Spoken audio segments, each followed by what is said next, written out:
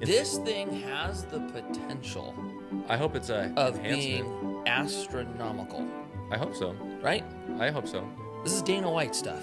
I hope so. Mike's launching a skate league Oh, really? called Yeah. PSL. Yeah, PSL. And I don't want to ruin it because we're going to talk about it, but he showed me everything. I mean, it is rad. It's completely different than anything we've ever seen before.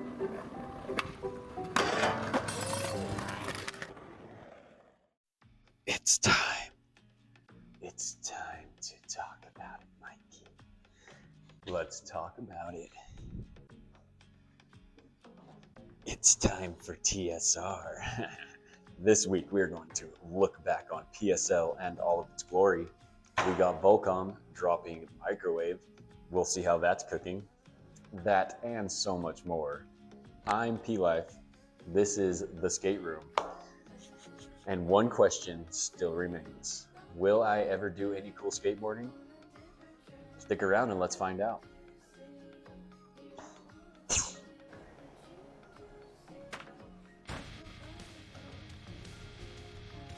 And you know the deal. First things first, what's poppin'?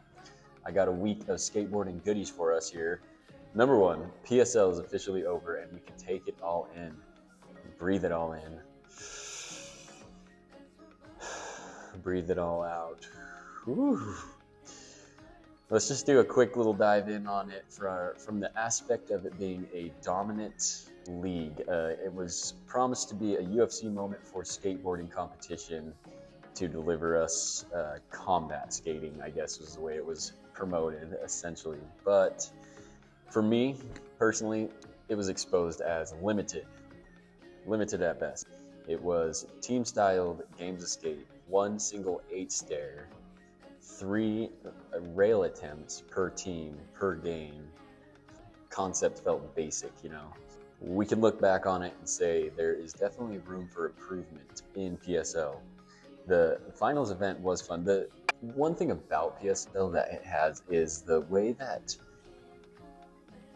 moments can be created, I guess you can say, and the skater versus skater, you know, it does have a little specialness to it, but there's a long ways to go. Let's all agree on that PSL can grow. It definitely left a live crowd restless with 3 to 4 hour long events. Online viewers, we were the lucky ones. That live chat, absolutely hilarious. I don't know how you guys are so funny. I've had a hard time not stealing the content out of there. Even with the funny live viewer or live chat, I found myself hitting the ×2 on the viewer just to get through the finals, honestly, to get rid of, unnecessary wait times and dead air, essentially. Kind of like I'm leaving you guys tonight, So I feel like Mike Mo and the boys liked how much we hated Big Cat reviews and did nothing about it. And that's fine, man. I guess all promotion is promotion, right? Good and bad. So they, I feel like they were kind of pushing it in our face with that red shirt, his finals outfit. No problem. First time it was no good. Second time clean. And McClung. I like me some Big Cat. Have for the last 10, 15 years, man. That's crazy to see him. Another thing that could have completed the broadcast as a whole would have been more of a conversation between Sean and Clint at the end of the broadcast, or at the end of the games, breaking down all 3 matches, giving us player stats, who performed well, who didn't perform well, what next week will look like. And they did that a little bit, but I feel like something maybe a little more in-depth, maybe bring in some local, or some pros that enjoyed the event and watched and talk about it. Kind of something NBA, inside the NBA with Shaquille O'Neal and Charles Barkley, Hey, Chuck, come on. Why you never buy a woman a watch? What, say it again, Ken? Why you never buy a woman a watch? Because there's a clock on the stove. I know that's asking a lot, but shoot, dude, I think something like that could really be good for the viewer. I always wondered why, Come on, Ernie. Very inside the NBA coded. All that being said, I don't see it becoming a game-changing league unless... Now, there's a big unless here. I can see it be taking off and becoming a big league if they were to open it up across the country, like FTCSF, Supreme, New York, Southwest Homies, Cowtown. But if you get a Utah team going, shoot, dude, we'll throw it down, dude. Salty Peaks, represent, you know. Directive, actually. Where's my directive gear? I ain't wearing any. Directive represent, brother. Open the circuit up to more than just Southern California. You know, this league has legs. I really can't wait to see what it can do. Me giving my 2 cents to complain isn't really productive, and anyone can make better decisions with hindsight. To the PSL big dogs, if you're watching, and maybe the dudes in the office, who knows? If you are listening, I just got one thing to say to you guys. Good job. PSL is and will be, for me, always remembered as the reason why I released my first YouTube video. So I'm kind of tied to it. You know, like a hostage situation. But truly, I looked forward to the late night live streams Saturday night. I liked PSL, and so did 250,000 other people. So this league's got legs, man. Let's see how far this thing can go.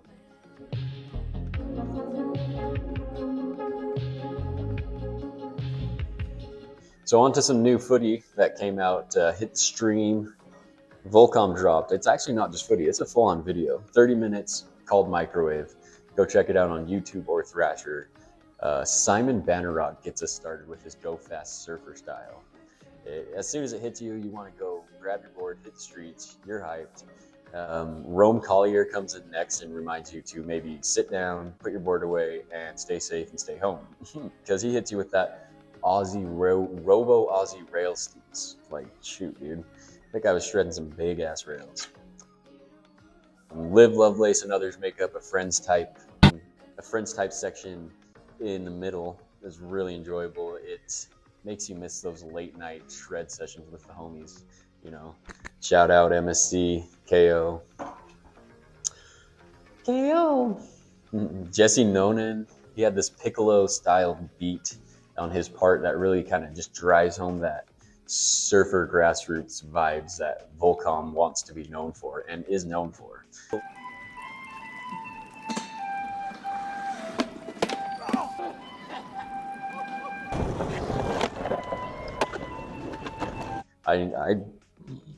What am I rocking some Volcom? No, I got the Billabong on right now, but love me some surfer skate brands. Volcom's been dropping some great content for decades for skateboarders, so they're not just a solely surf company. But I actually took second place in a Volcom skate contest back in 2010 in Hawaii.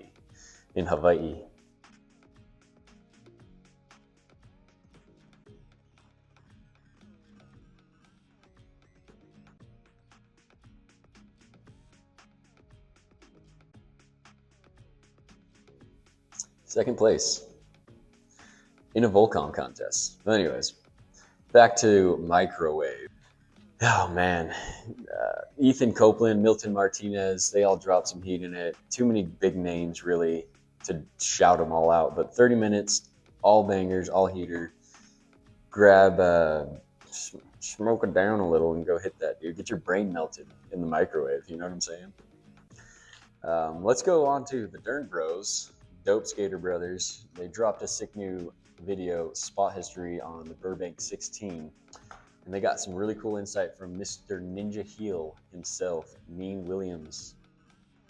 So make sure to go to their video and smack that like button. And how about you hit that like button on this video while we're at it? Subscribe too to watch TSR blow up, good or bad. You know, we'll see. Who knows?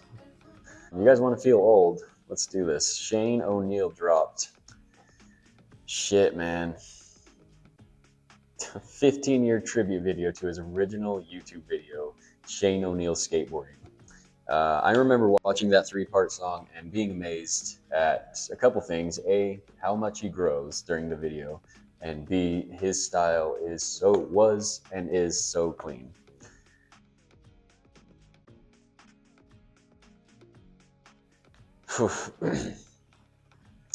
I want to make a maybe not so hot take that Shane O'Neill has the cleanest style in skateboarding currently, and I will go as far as to say skateboarding history. He's just robotic with it all, and if you don't agree with me, I can support that because skateboarding is hard to categorize in terms of who's better, who's the best, and who's cleaner, you know, because just like art, skateboarding is in the eyes of the beholder. Let's just agree Shane's got a clean style. I'm going to put him up there on my top 3 probably. I'll come out with a category video ranking my goats. Guys, back to this video. It's amazing. Put it on, blaze one up before your next session and get hyped. I promise, dude. You're going to be loving it. And you'll be chomping at the bit to get some. Give me that shit. There.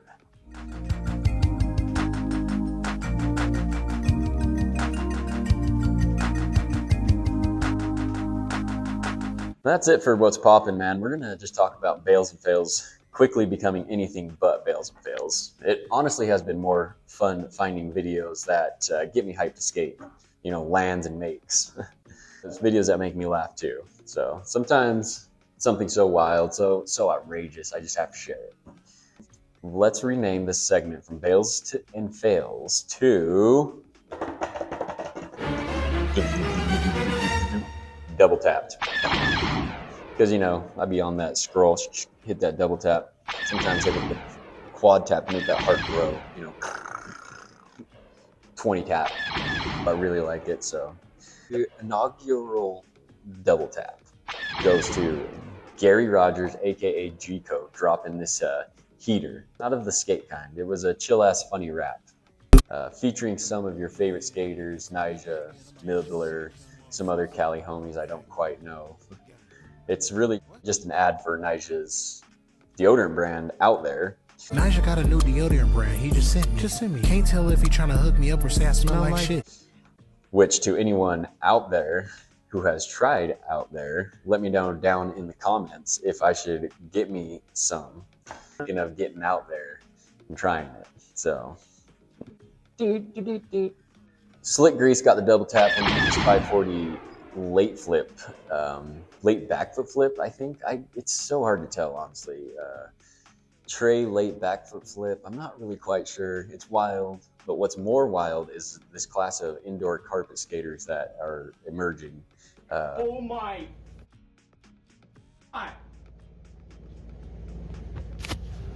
I will say that's Jamie Griffin's whole entire flow. Shit. He copied my whole fucking flow. That's kissed me through the phone. He copied my whole fucking flow. Word for word, bar for bar.